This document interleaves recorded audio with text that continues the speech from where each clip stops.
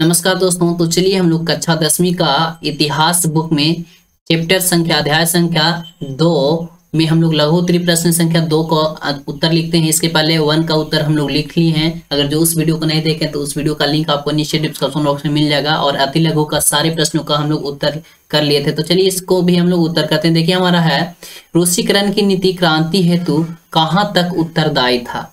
मतलब रूसीकरण के में नीति क्रांति हुआ था जो कहाँ तक उत्तरदायी था आपको बताना है। तो चलिए हम इसको बहुत ही अच्छे तरीके से आपको इसका उत्तर देते हैं। और अगर जो लिखना चाहेंगे तो इस वीडियो को पहले देख लीजिए, समझ लीजिए, उसके बाद लिख लीजिएगा वीडियो को रोक कर। देखिए हम लोग उत्तर लिखते हैं। इसको सबसे पहले समझिए आप किस तरह से हम इसका उत्तर दिए हैं, और आपको समझ में भी आना चाहिए, तभी तो आपको उत्तर लिखाएगा। देखिए रूसीकरण की नीति क्रांति हेतु सबसे पहले ये लिखना है कि रूसीकरण की नीति क्रांति हेतु काफी हद तक उत्तरदायी था।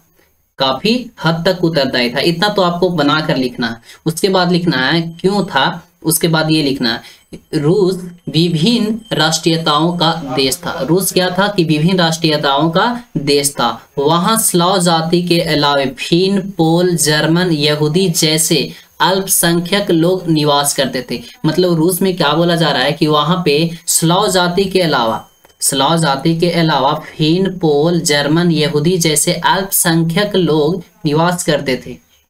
ठीक है, इतना समझ में आ रहा होगा। इसकी भाषा, संस्कृति, रस्मो रिवाज से अलग अलग थे। मतलब वहां का जो भाषा था वो संस्कृति, रस्मो रिवाज से वहां का जो रहने वाले थे उससे अलग अलग था। तो क्या किया जार ने रूसीकरण के नीति के द्वारा इन अल्पसंख्यक के ऊपर रूसी भाषा शिक्षा एवं संस्कृति लादने का प्रयास किया।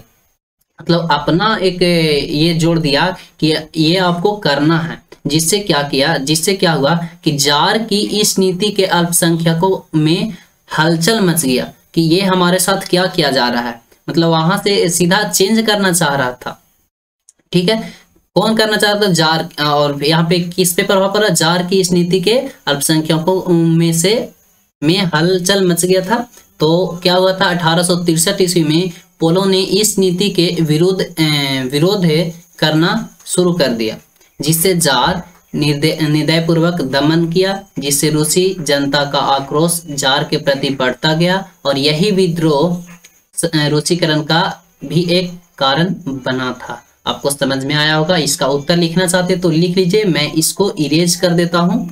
देखिए ये जो है आप इसे आराम से लिख लीजिए। एक बार और समझ लीजिए। रूसीकरण की नीति क्रांति हेतु काफी हद तक उत्तरदायी थी। रूस विभिन्न राष्ट्रीयताओं का देश था। वहां स्लाव जाति के अलावा फिन, पोल, जर्मन, यहूदी जैसे अल्पसंख्यक लोग निवास करते थे। इसकी भाषा, संस्कृति, रस्म रिवाज से अलग अलग थी। जार ने रूसीकरण की नीति के द्वारा इन अल्पसंख्यकों के ऊपर रूसी भाषा, शिक्षा एवं संस्कृति लादने का प्रयास किया। जार की इस नीति से अल्पसंख्यकों में हलचल मच गई। सन 1963 में पोलो ने इन नीति के विरुद्ध विद्रोह कर दिया, जिससे जार निर्दयपूर्वक दमन किया, जिससे रूसी जनता का आक्रोश जार के प्रति बढ़ता गया। और यही विद्रोह रूसीकरण का एक कारण बना था। उम्मीद है दोस्तों कि आपको ये वीडियो पसंद आया। वीडियो पसंद आया तो लाइक करिए, चैनल को सब्सक्राइब कर लीजिए।